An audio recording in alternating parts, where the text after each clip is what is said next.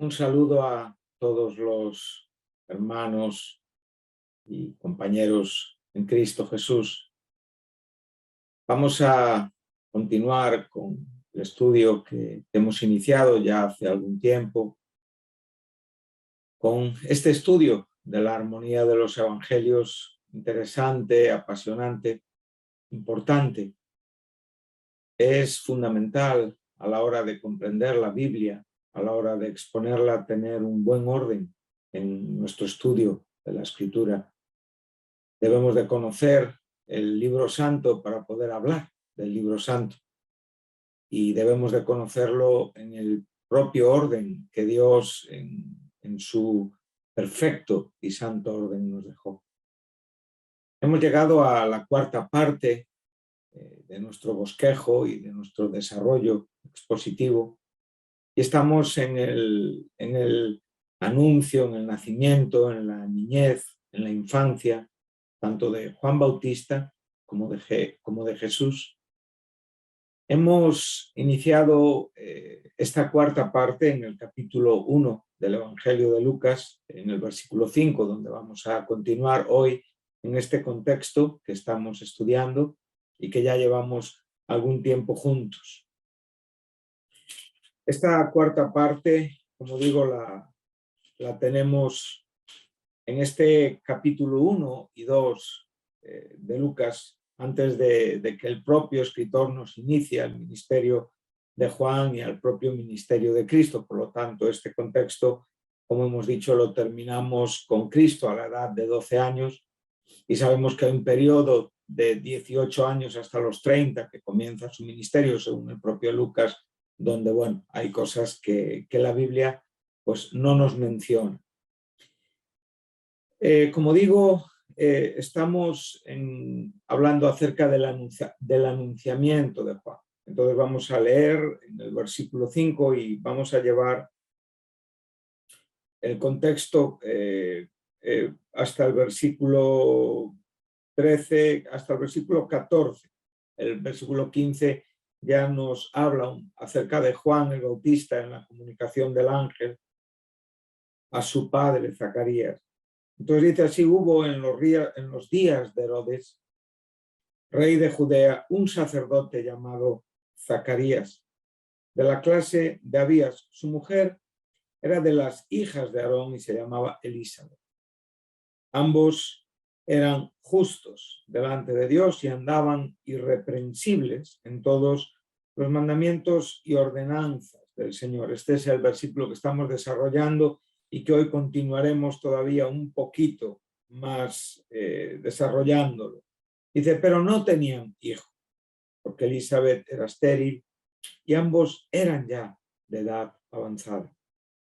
Aconteció que ejerciendo Zacarías el sacerdocio delante de Dios, según el orden de su clase, conforme a la costumbre del sacerdocio, le tocó en suerte ofrecer el incienso, entrando en el santuario del Señor, y toda la multitud del pueblo estaba fuera orando a la hora del incienso. Se le apareció un ángel del Señor puesto en pie a la derecha del altar del incienso, y se turbó Zacarías al verle y le sobrecogió temor. Pero el ángel le dijo: Zacarías, no temas, porque tu oración ha sido oída y tu mujer Elisabet te dará a luz un hijo y llamarás su nombre Juan. Y tendrás gozo y alegría y muchos se regocijarán de su nacimiento. Comentábamos la importancia de situarnos por el propio contexto y la información que Lucas nos está dando en el momento tan importante y tan determinante en la propia historia que Lucas nos relata. Nosotros tenemos una gran ventaja que Zacarías no tenía, tenemos la Biblia entera, tenemos esa comunicación concluida, ese canon ya finalizado con toda la información del Antiguo y del Nuevo Testamento, pero Zacarías no tenía lo que tenemos nosotros y por lo tanto había muchas circunstancias que estaban ocurriendo en el propio devenir de la historia que eran muy sorprendentes en el propio corazón que las estaba viviendo. A veces, como digo, en nuestra vida debemos de hacer nuestras estas experiencias y trasladarlas a nuestra propia idea y experiencia en la fe para darles el verdadero sentido que tienen, para no pasar por ellas como relatos históricos pasados, sino como lenguaje actual e inspirado de Dios, para darnos ideas de cómo eran las personas con las que Dios trataba y cómo eran las personas que conocían a Dios. En el último programa, en el último tiempo que tuvimos, estuvimos hablando acerca de esta imagen, debemos de tener esta imagen de Dios. No debemos, como digo, precipitarnos en nuestras formas, en nuestras ideas, en nuestra manera de pensar, en nuestras inquietudes, en nuestras emociones. Debemos de tratar de dar lugar a una experiencia reservada, interior, donde ahí Dios se mueve dentro de nosotros para enseñarnos aquellas cosas que a posteriori son nuestro ejemplo y nuestro testimonio para otros. Y como digo, esto no va a ser sencillo, esto no va a ser fácil. Nosotros vivimos como Zacarías, no solamente rodeados de un mundo, de unas circunstancias adversas, podríamos hoy con total claridad mencionar que a la misma manera, ¿no?, que Zacarías tenía que vivir su piedad, tenía que vivir su cristianismo, por llamarlo de alguna forma, su religión teocrática, en un tiempo donde el gobierno estaba en manos, como digo, de líderes despiadados, como hoy estamos viendo en el mundo. Nosotros estamos viendo cómo el mundo está siendo sacudido por la irracionalidad de una mente, de un gobernante, como es Putin, el presidente de Rusia. Y en cuestión de semanas, el mundo ha sido puesto en jaque, puesto patas para arriba. O sea, la inquietud ha llegado a nuestros corazones. Ya no pensamos como pensábamos hace 2 semanas. Curiosamente, hemos venido a través de las circunstancias de la pandemia, hemos aprendido a vivir en ella, hemos librado la enfermedad con una consecuencia mortal, lo podemos contar, y ahora de repente, según estamos terminando, pensando, ¿no?, que ya estamos adecuando o teniendo un control sobre algunas circunstancias, de repente el temor nos inunda. Y la posibilidad de que un mundo se acabe por una tercera gran guerra es una realidad. Pero también la propia palabra de Dios nos enseña a no tener una actitud de alarma o de turbación que nos lleve más allá de cuál es o debe de ser nuestra posición en Cristo. Por lo tanto, Zacarías nos está enseñando mucho su conducta, sus prioridades, lo que la Biblia dice de él y de su esposa, el propio cumplimiento en cuanto a la significación de sus nombres. Zacarías, el Señor recuerda, a Elizabeth, el Señor cumple sus promesas o el Señor promete. O sea, podemos juntar estas dos verdades en nosotros. Nosotros nunca estamos lejos de la memoria de Dios. Dios es un Dios que no se olvida, Él no tiene ausencias, Él no tiene huecos en su forma de pensar. Es imposible para nosotros comprender esto, nosotros solamente podemos vivirlo, experimentarlo, agradecerlo desde una perspectiva de fe. El entender que tú en esta mañana estás en la mente de Dios, estás en la memoria de Dios y que Dios está contemplando tu vida y a la vez contemplando lo que tú estás contemplando de Él, en medio de millones y millones de seres humanos, en medio de millones de cristianos que tienen la misma fe que nosotros. Es muy difícil de comprender. Mentes como las nuestras que se ahogan con 4 asuntos, ¿cómo pueden compararse a la mente perfecta de Dios, capaz de poder ver a un hijo suyo y en ese momento valorar, recordar y cumplir sus promesas? ¡Wow! Es maravilloso. Esto trae profundo descanso a nuestros corazones. Cuando Jesucristo se despedía, ¿verdad?, de sus discípulos en el capítulo 16, los compases finales del capítulo 16 de Juan, Él claramente les está diciendo: viene la hora en el que vais a ser esparcidos. O sea, viene un momento a vuestra vida que no deseáis, que no queréis, pero es el momento de poder evidenciar que hemos aprovechado el tiempo juntos. Esto es de lo que se trata.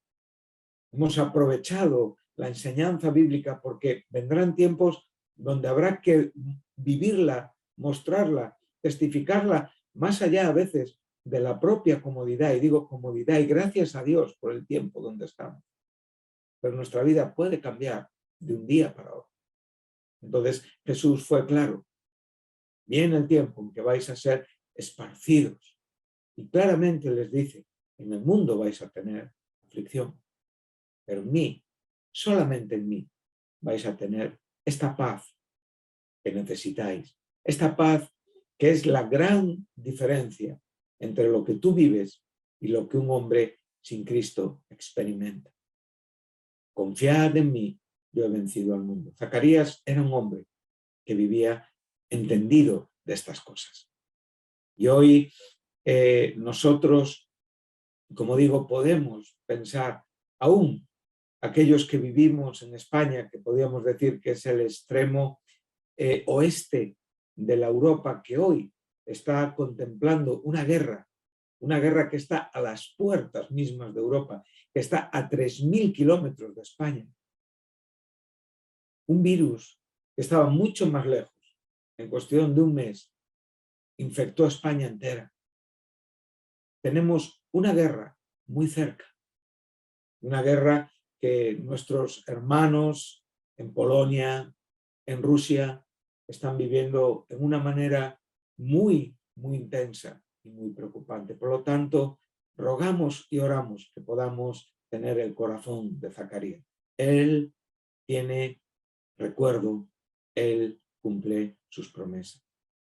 Entonces, en medio de estas circunstancias, nosotros llegamos a ese versículo 6 y nos gozamos, nos alegramos, agradecemos a Dios lo que aquí tenemos.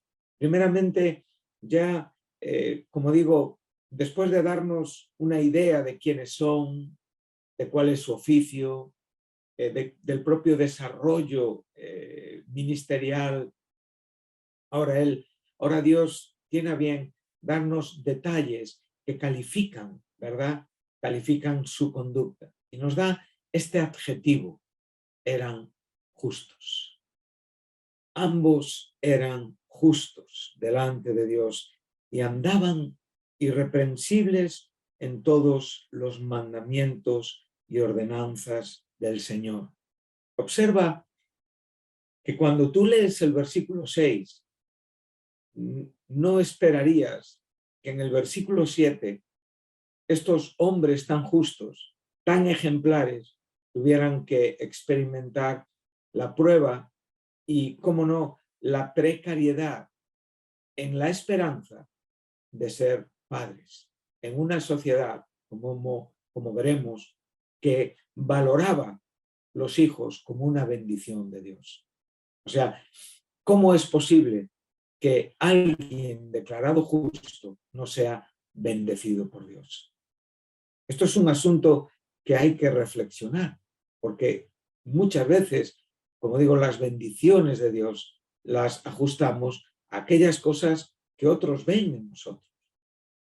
Y a veces, como digo, incluso en muchas facciones del cristianismo, la bendición de Dios va de acuerdo a la prosperidad. Pero hay muchos cristianos en el mundo que en este sentido no están bendecidos. Están enfermos, que no tienen descendencia, que están económicamente en una situación delicada, que a veces se levantan sin tener nada dentro de una nevera para poder dar a sus hijos, que no tienen posibilidad de comprar ningún tipo de ropa, que están escasos absolutamente de todo. Y sin embargo son justos. Y a lo mejor tienen una vida, si cabe, más espiritual que la mía, mucho más correcta delante de Dios que la mía.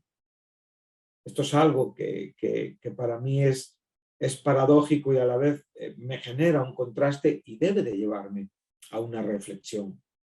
Entonces, estamos viendo qué es lo que nos quiere decir la Biblia con este término, con este adjetivo, porque no está hablando, como digo, no usa el término justicia, lo que pasa es que no lo podemos separar del adjetivo justos. Y hemos visto en qué manera o en qué forma la Biblia nos desarrolla este asunto en la totalidad de lo que el justo o la justicia o el justificado representan delante de Dios, lo cual son nombres que hablan de asuntos muy relevantes y muy importantes. Primeramente, recordamos que estábamos en el lado, por decirlo de alguna forma, del Antiguo Testamento. Vimos cómo hombres del Antiguo Testamento fueron declarados justos y vimos cómo el propio apóstol Pablo apoya su doctrina de la justificación de la fe, por ejemplo, en el capítulo 4 de Romanos, apoyándose en la experiencia de Abraham y en la experiencia de David, citada en el Salmo 32.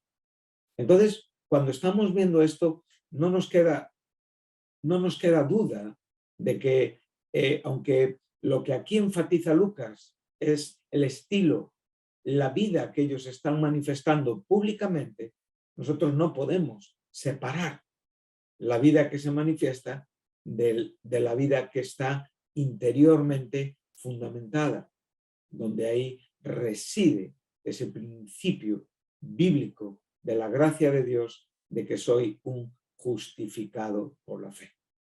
Entonces, ahora veremos dos aspectos de esta justicia.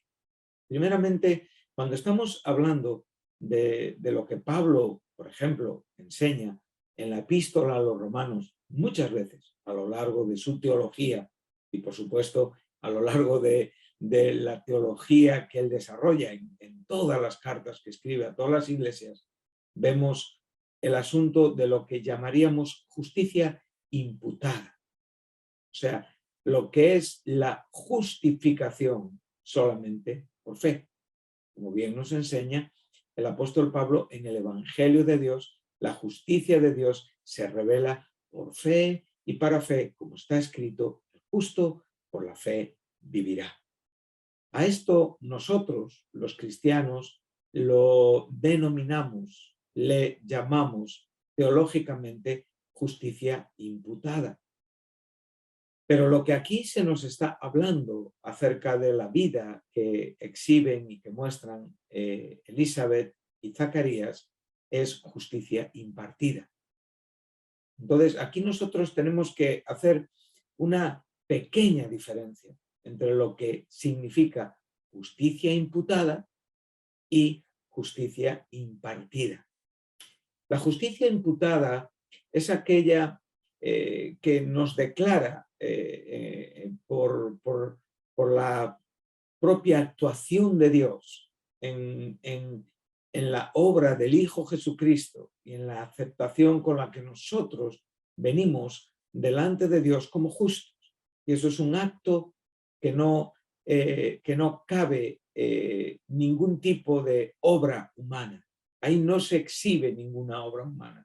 Ahí no puede calificarse ninguna obra humana como algo que suma delante de Dios. El hombre es justificado únicamente por la gracia de Dios, nunca por las obras, a través y mediante la fe que cree en lo que Dios ofrece y acepta lo que Dios ofrece y experimenta lo que Dios declara. Esto es una declaración, si usáramos la palabra técnica, forense. Entonces, nosotros somos justificados. En este sentido, tenemos que llevar un poco nuestro pensamiento hacia el Antiguo Testamento y por un momento llevar la idea en esos primeros capítulos de Levítico.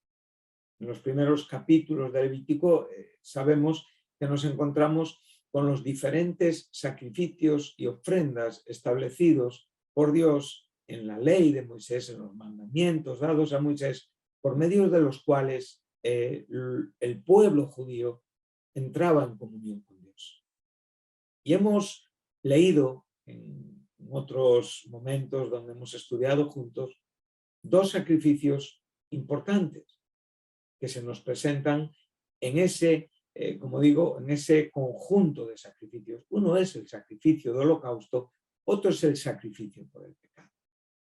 Entonces, cuando nosotros podemos ver la justicia que se nos imputa, nosotros entonces estamos contemplando estos dos sacrificios, aunque diferentes, forman una sola verdad tipológica en la obra de Cristo en la cruz. El sacrificio por el pecado era ese sacrificio donde, como digo, la víctima recibía, en cierta manera, la condición del oferante, o sea, de aquel que venía delante de Dios. O sea, la víctima adoptaba, se le imputaba el pecado de aquel que venía a ser perdonado. En este sentido, y en este sacrificio, únicamente contemplamos a Cristo solo delante del Padre. Hay que hacer una diferencia con el sacrificio de holocausto, porque nosotros pensamos en esas 6 horas que Jesucristo colgó en la cruz, donde pasaron muchas cosas que a nosotros explicativamente se nos escapan. Pero, como digo, hay un momento donde el pecado nuestro, el pecado de la humanidad, el pecado de Adán, es imputado.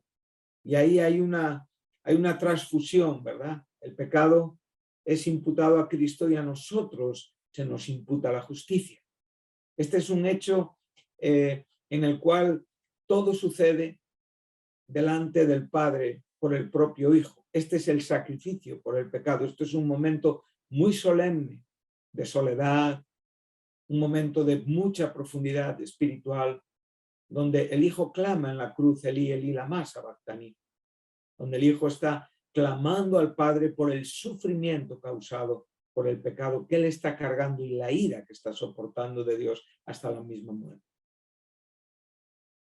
Nosotros no tenemos, como digo, la capacidad de poder ni tan siquiera acercarnos a esa realidad porque nosotros no tenemos esa posibilidad. Pero nosotros lo que podemos es contemplar el otro aspecto sacrificial, que es el sacrificio de holocausto, ¿verdad?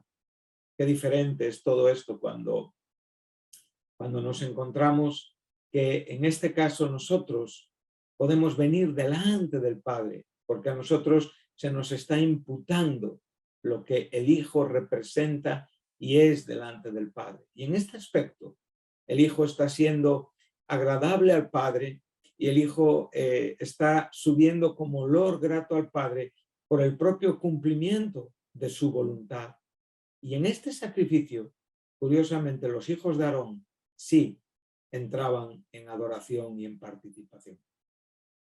En el otro no. El otro era un sacrificio donde únicamente está representado el Hijo con el Padre. En el sacrificio de holocausto es un sacrificio donde nosotros celebramos, ¿verdad? Donde nosotros podemos sentir que hemos sido aceptados por Dios. Y en este momento se produce esa adoración que fluye, ese agradecimiento, ese gozo, esa vida consecuente que fluye de la gracia de Dios. Esto, en cierta manera, es esa justicia imputada, ¿verdad? Vista desde esos dos aspectos sacrificiales, del sacrificio por el pecado y del sacrificio de holocausto. En uno, Él se identifica con nosotros, en otro, nosotros nos identificamos con Él. En uno, a Él se le imputa nuestro pecado, en otro a nosotros se nos imputa la bendición del perdón, de la expiación y de la propiciación llevada a cabo por la obra de Cristo en la cruz. Entonces, en este sentido, nosotros fundamentamos y declaramos que sin la sangre derramada de Cristo no se puede hablar de ninguna justicia. Por ejemplo, cuando nosotros leemos en el capítulo 12 del libro de los Hebreos, en el verso 13, puedes anotarlo, no es necesario que lo leamos, verás que esa sangre ya está presente. O sea, la idea de Dios siempre es que la sangre esté presente en la justificación imputada. O sea, no puede haber un justo que no sea como consecuencia de una sangre derramada. En el capítulo 12 de Éxodo, en el verso 13, nosotros podemos ver que es esa sangre del Cordero, la cual Dios ve y Dios dice claramente, y esta sangre os será por señal. O sea, no había otra señal que importara más que la sangre en los ojos de Dios, en los ojos de Jehová. Por lo tanto, esto llevado a la cruz del Calvario nos hace entender que hay una señal que está muy por encima de cualquier actuación que nosotros hagamos, que es la base de nuestra redención, que es la base de nuestra justificación, que nuestra fe tiene sentido en función, en virtud y en base a esa sangre, que nuestra santidad, que nuestra santificación, que todo el conjunto de nuestra experiencia cristiana es por esta sangre. Y en este sentido no podemos tratar de separar este término justos porque carecería de sentido todo lo que hiciéramos.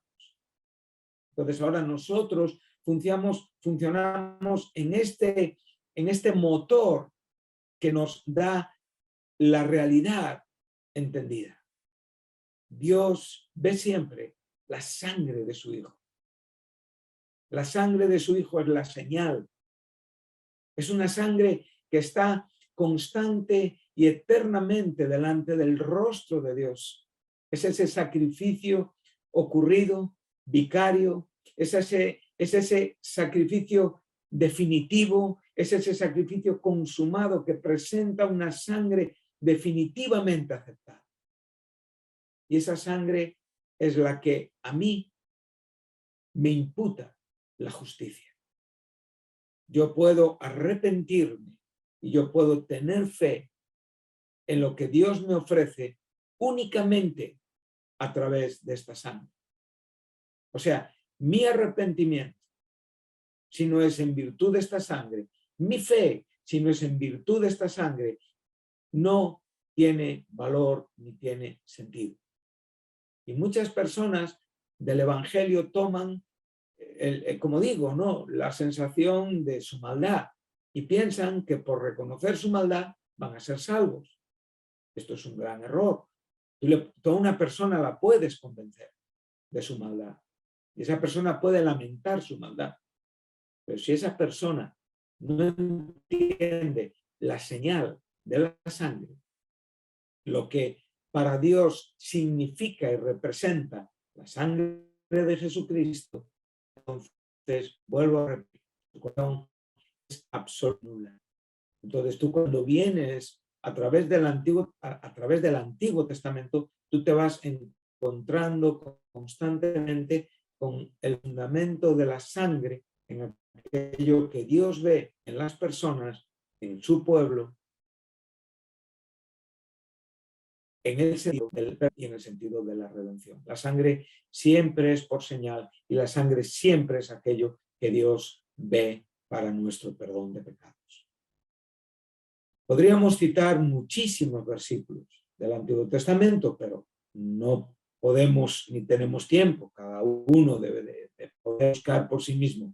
Cuando ya Jesucristo aparece en este mundo, Él deja bien claro que Él viene a dar su vida, a derramar su sangre por la,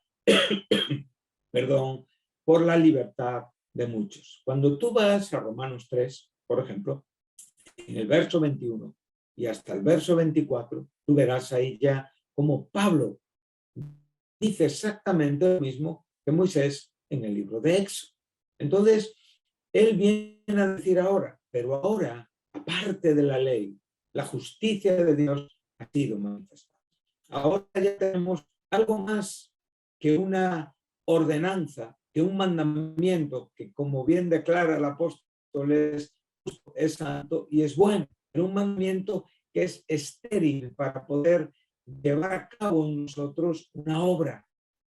Entonces, ¿cómo podemos recibir este beneficio? Bueno, pues ahora ya Pablo te lo está diciendo. Aparte de la ley, hay una justicia manifestada. Una justicia que tiene como objeto ¿qué? Ahora mismo, ¿qué respuesta darías a esta pregunta? El primer objeto sería que Dios es justo. Esta justicia que es manifestada es para evidenciar por encima de todo y principalmente la justicia de Dios. Después nos evidencia la justicia de Dios en la propia justicia de Cristo. El propio Espíritu Santo nos enseña la justicia de Dios y la propia justicia de Cristo. Pero ahora, ese tercer aspecto o cuarto aspecto, ponle el orden que tú quieras, no estoy dando unos datos exactos, es sencillamente una forma de poder comprender, es que nosotros fuésemos justificados a través de esta justicia. O sea, que pudiéramos recibir la justicia imputada de Dios para poder vivir como justos delante de Dios, como Zacarías y como Elizabeth. Entonces, cuando nosotros estamos leyendo este texto, entonces nosotros podemos ver que ha sido una justicia de Dios manifestada, explicada, atestiguada por el Antiguo Testamento, la ley y los profetas. Y ahora dice, es decir, o sea, ¿qué quiero decir? Dice el apóstol. La justicia de Dios por medio de la fe en Jesucristo para todos los que creen, por cuanto no hay distinción. O sea, no hay una base de imputación diferente en la vida de ningún ser humano de esta manera. Somos declarados justos a través de la fe en Jesucristo. Cuando decimos Jesucristo, a través de la fe en el sacrificio expiatorio y propiciatorio de Jesucristo. Entonces dice, por cuanto todos pecaron y todos no pueden alcanzar la gloria de Dios, están destituidos de la gloria de Dios. Verso 24, siendo justificados gratuitamente, aquí tenemos la gracia que justifica, con términos diferentes, pero que nos dicen exactamente lo mismo, por su gracia, mediante o por medio la redención que es en Cristo Jesús. Entonces, el término redención siempre implica sangre. O sea, nosotros no podemos pensar ninguna forma de redención cristiana sin la inclusión de la sangre. Pablo en Efesios 1:7 va un poquito más allá y todavía nos da ya una idea más concluyente que va dando una forma un poquito más completa de pensar y dice, en él tenemos redención mediante su sangre, el perdón de nuestros pecados. De nuevo aquí estamos contemplando la justicia imputada. Hebreos 9:22 ahora nos está haciendo un contraste entre la ley y el sacrificio de Cristo. Y nos enseña que aún en la propia ley estaba contemplada la sangre. Y dice, y según la ley, casi todo es purificado con sangre. Y ahora le dice, sin derramamiento de sangre no hay perdón. Si nosotros siguiéramos haciendo un recorrido a través del Nuevo Testamento, estaríamos constantemente siendo, como digo, enfocados en esta realidad. Entonces, Zacarías y Elizabeth nos están dando una idea de que esta justicia que Lucas nos está hablando, primeramente tiene, como digo, su fundamento en la justicia imputada. Pero ahora nosotros tenemos que contemplar la justicia impartida, que aquí contextualmente es a lo que Lucas está dando un poquito más de énfasis. Ahora, esta justicia impartida es la justicia visible de Dios en nuestra vida hacia otras personas. Esta es la justicia impartida. O sea, podríamos decir que la justicia impartida vendría a ser nuestra santificación. O sea, aquello, mira, por ejemplo, cuando tú vas a Hebreos y llegas al capítulo 12 de Hebreos, tú tienes aquí un texto que sin ser ambiguo, y cuando digo ambiguo, los textos no nos dicen lo que nos quieren decir, y nunca la Biblia puede ser ambigua, pero es verdad que en un texto podemos ver diferentes aspectos de una idea teológica. Y cuando llegas al verso 14, tú estás viendo cómo aquí la idea del escritor es enseñarnos este asunto. Y dice que tenemos que seguir la paz con todos y la santidad, sin la cual nadie verá al Señor. Entonces, cuando aquí no se está hablando de seguir la paz y la santidad, está hablando de exhibir una vida de justicia. Nos está hablando de manifestar una vida evidente a los demás. Nunca podemos pensar que la justicia imputada no tiene como objeto manifestar las evidencias, los frutos de lo que es esta justicia. Cuando tú, por ejemplo, puedes leer ese texto en Efesios, ¿no? Cuando llegas al capítulo 2 del libro de los Efesios, y cuando te ha declarado la justicia imputada, tú verás que Pablo nos va a hablar de esta justicia impartida, de aquello que realmente tiene que ver con el propio desarrollo de la gracia de Dios. Entonces viene a decirte así, verso 8, porque por gracia somos salvos, lo hemos visto, por medio de la fe, nos lo ha dicho Romanos 3, nos lo ha dicho Efesios 1:7, dice, no por obras, verso 9, para que nadie se gloríe, porque somos creados, somos hechura suya, formados, hechos, creados en Cristo Jesús para buenas obras, las cuales Dios preparó de antemano para que anduviésemos, o sea, para que pudiésemos desarrollar la justicia básica, que es la justicia imputada, y para poder desarrollar esa justicia expresada, que es la justicia impartida. Entonces, aquí Pablo está mostrándonos una idea tremendamente gloriosa. Dice que hemos sido creados, hemos sido renacidos, hemos sido hechos, hechura suya en Cristo Jesús, creados en Cristo Jesús para buenas obras, o sea, para la consecuencia inalterable e inequívoca de aquello que es parte de la justicia imputada. Quiero, hermanos, quiero que reflexionemos un momentín, solamente un momentín sobre esto. Puede ser que a veces sean, como digo, datos o ideas que creemos comprender muy bien. Yo quiero animarte a que no las comprendemos tan bien, ninguno como creemos o pensamos, que debemos dedicar vida a comprenderlas, porque aquí está el verdadero desarrollo cristiano. Entonces nosotros decimos, hay unas obras que ha dispuesto de antemano. ¿Qué quiere decir esto? Bueno, Pablo sabe perfectamente que su vida ha sido escogida, que su vida ha sido seleccionada, que él ha sido separado, santificado por el propio Dios desde el vientre de su madre, cual Jeremías en el Antiguo Testamento, cual Juan Bautista, hijo de Zacarías y de Elizabeth. Hay una elección de Dios donde ya en el propio vientre se determina el futuro ministerial de hombres. Curiosamente, yo no soy Juan Bautista, creo que tú tampoco. Creo que Pablo no está entre los que hoy están siguiendo esta enseñanza.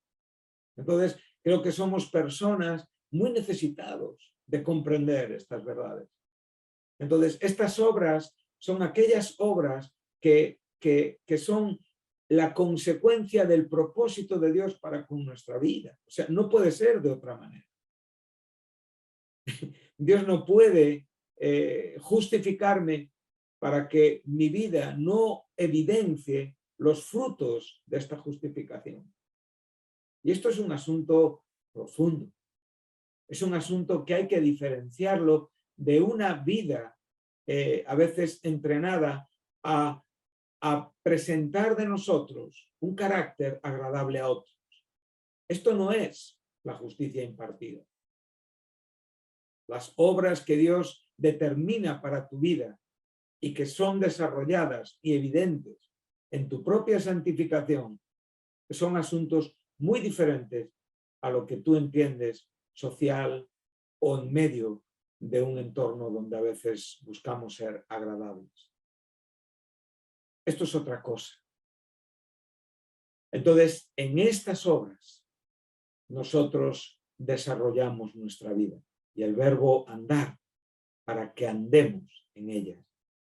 O sea, como digo yo, cada día estamos descubriendo la razón por la cual fuimos justificados. Hoy tú tienes que reflexionar sobre la razón por la cual tú has sido justificado.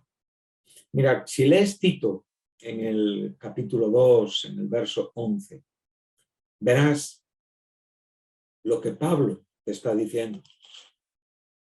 De nuevo, Pablo no se para y nos va dando una idea ampliada. Qué bonito es esto. Ya en Efesios lo hemos visto perfectamente en el verso 10 de Efesios. Y ahora vamos a la carta del apóstol Pablo a Tito, capítulo 2, versículo 11. Entonces te está diciendo, la gracia de Dios se ha manifestado para salvación a todos los hombres. Lo acabamos de leer en Romanos 3, perfectamente claro. Ahora, aparte de la ley, se ha manifestado la justicia de Dios. Una justicia que busca la justificación de los hombres. Dice, enseñándonos que renunciando a la impiedad y a los deseos mundanos, vivamos en este siglo sobria, justa y piadosamente. Estas son las obras que Dios ha dispuesto de antemano. Si quieres calificarlas, si quieres identificarlas, si quieres verlas ya con conceptos claramente definidos, bueno, pues aquí el verso 12 lo está enseñando.